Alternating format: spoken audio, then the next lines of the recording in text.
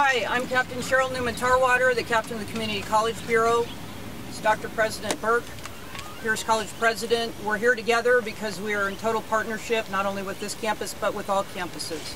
What occurred during the early morning hours last night, there was a threat received by social media. The threat was reported both to the Los Angeles Police Department and to the Pierce Sheriff's Office. The Los Angeles Police Department passed that information on to us. We began working the case through the night, developed enough information to determine that a crime had occurred and that the suspect needed to be in custody. The suspect is now in custody at this time, and it was through the partnership with the campus. Los Angeles Police Department, CHP was here, multiple units from the Sheriff's Department, and because of that collective action, the suspect is now in custody. The case is ongoing in terms of where we go to from here.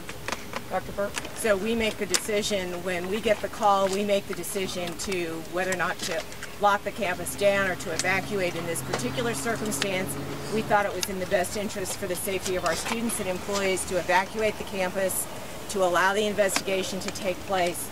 And we now know that the campus is safe, and we will be reopening for late afternoon and evening classes. So if students have a class that begins after 3 p.m., they should return to the campus for business as usual.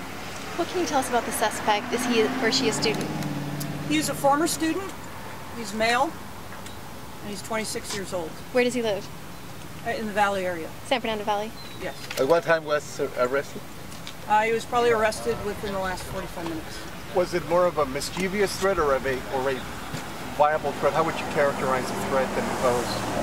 I would characterize it as very, very concerning high risk, based on what we saw. Does Where was he arrested?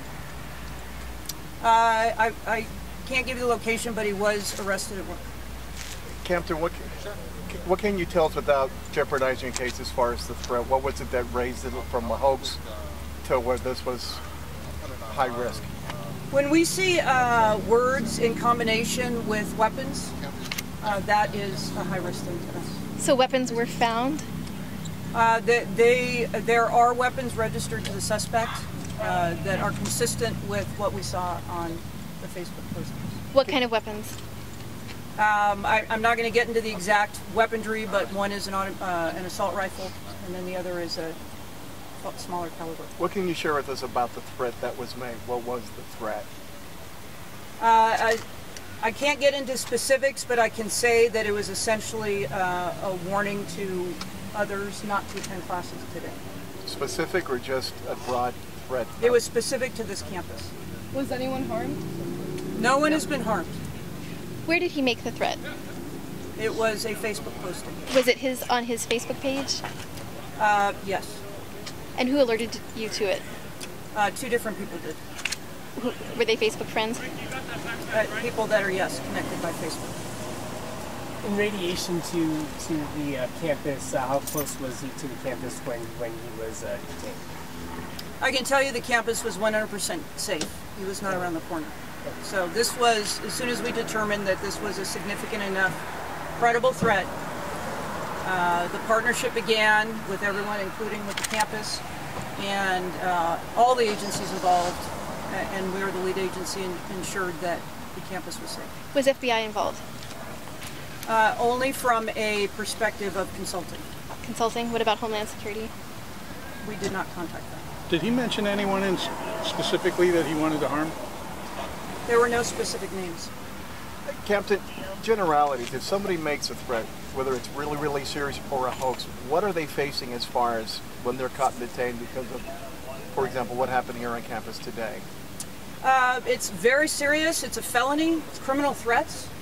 And criminal threats are making threats and having the capacity to carry them out. And you could be looking at prison time.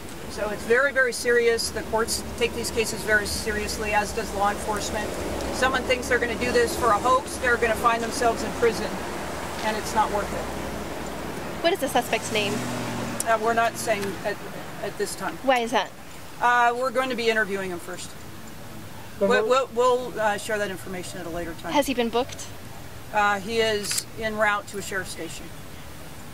Doctor, as far as the campus is concerned, did everything go accordingly as far as dealing with a threat, as far as evacuation, securing the campus, things like that, something along that line? Yes, I mean the campus was pretty much evacuated within 30 to 40 minutes, and that's a Herculean feat for a campus this size.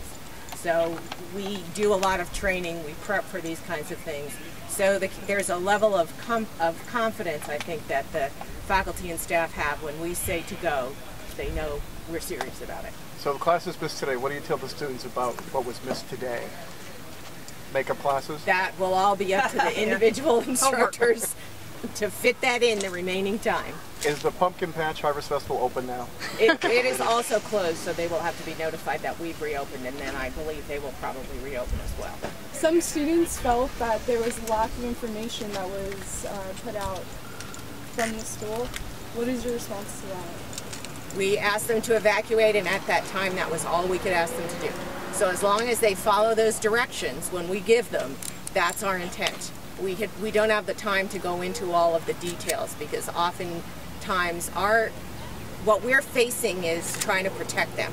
So we want them to leave campus without getting into a lot of details. And we don't want a lot of details going out, right, because for safety reasons and investigative reasons, it needs to be very short and to the point. You need to leave campus. And do you feel like your system right now to get out to students is up to speed and up to par? We can always use improvement, and we work on that all the time. How did you notify students and staff? We notify them through our regular Blackboard Connect, through text messages, through telephone calls. I received a telephone call and text message. Do you think this could be linked to the other 3 threats that were done early this year? No, I don't believe so. I believe that this is an independent, separate issue. Motive behind the threat, Captain or Doctor? We don't know yet. So this suspect was on his own. There are no other suspects at this time being looked into? Not at this time, but that doesn't mean that things will turn out with the investigation. But we believe the threat is taken care of at this time. And we'll have his identification by the end of the day, possibly? Possibly. Any reason to believe there's a mental health issue here? We don't know that, but we always involve the Department of Mental Health START team, and they're here now, so we'll be conferring with them. At what hour or what time were you made aware of the threat? Last night I got a call that there was a potential, and we needed to do a lot more work and follow-up before getting to the point of evacuating the campus and bringing in resources. What time last night? I think 10:30 I received the first call. I had folks working all night long, working this case up, and by morning time it was clear that it, and again, that is up to Dr. Burke. We share with her what we know, and then she makes that decision for the safety of the students. And this was more of a precautionary evacuation. Yes.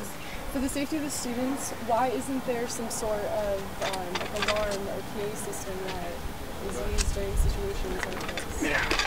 We are working on that. Those systems that existed in the past had been removed over a number of years, and we are looking at reinstalling something on that order. Of course, it takes time to put those in. Were there any weapons or anything that was found with him when he was arrested? We're still, that is ongoing, but there were weapons involved in the threat, and we're working to get those. Can you elaborate on what the threat said on Facebook? Essentially, it was warning to some folks not to attend class today. Why? They're based on the photographs and the picture, it was an implied threat. Was it photographs of weapons? Yes. How many photographs? The most concerning one, there's concerning posts, but there's one specifically that caused us enough alarm to move forward with an investigation to dig up more. Was that of his gun, the one that you mentioned earlier? The information we saw, yes. How long ago did he attend the campus? He was last a student in 2011. In 2011. Do we know, did he have any problems during that time? We're not aware, and I don't believe we could release that to you in any event. You know, the students do have a right to privacy. Why do you think that he he decided now was the best time to make his move on why. Well, we don't know what the intentions were. All we can go by is what we see and based on what the investigation said. So we don't know. This is ongoing. Again, we don't know if it's a hoax or if this was it appeared as what we consider a significant threat. Does he have a criminal record? I can't get into that. Was West Valley evacuated as well? West Valley Occupational across the street? No, it was directed here. How many students would you estimate had to be, and staff were evacuated? Well, students probably 10 to 15,000, and employees somewhere in the neighborhood of about 700. How many students? That would just be at classes at 8 o'clock in the morning. That's not our full student body.